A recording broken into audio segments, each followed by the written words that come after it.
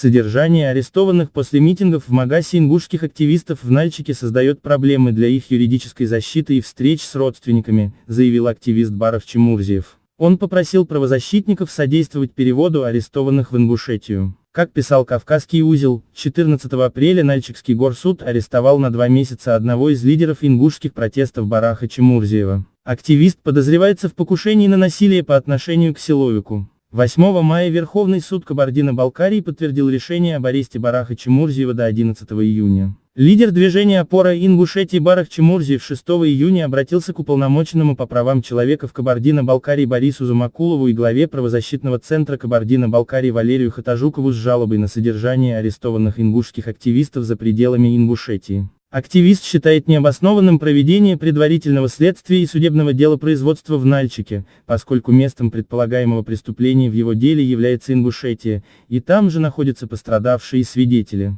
Чемурзиев ссылается на статью Уголовно-процессуального кодекса России, согласно которой предварительное следствие производится по месту совершения деяния, содержащего признаки преступления. В Ингушетии есть полноценная судебная система и новое, современное здание СИЗО, предварительное следствие и судебный процесс должны, в соответствии с законодательством РФ, проходить на территории Ингушетии, говорится в обращении Чемурзиева, опубликованном 6 июня на сайте правозащитного центра Кабардино-Балкарии. Содержание в Нальчике активист считает нарушением своих конституционных прав, в частности право на справедливое судебное разбирательство и доступ к правосудию. Родственники и адвокаты вынуждены ездить ко мне за 110 километров. На будущий судебный процесс свидетели также будут вынуждены ездить из Ингушетии. Аналогичным образом нарушаются права еще около 30 жителей Ингушетии, которые были задержаны вместе со мной, указывает оппозиционер в своем обращении. Барах Чемурзиев попросил Зумакулова и Хатажукова содействовать переводу арестованных ингушских активистов в СИЗО на территории Ингушетии. В пятницу 7 июня в 11 часов ровно Нальчикский суд рассмотрит вопрос о продлении ареста Бараху Чемурзиеву.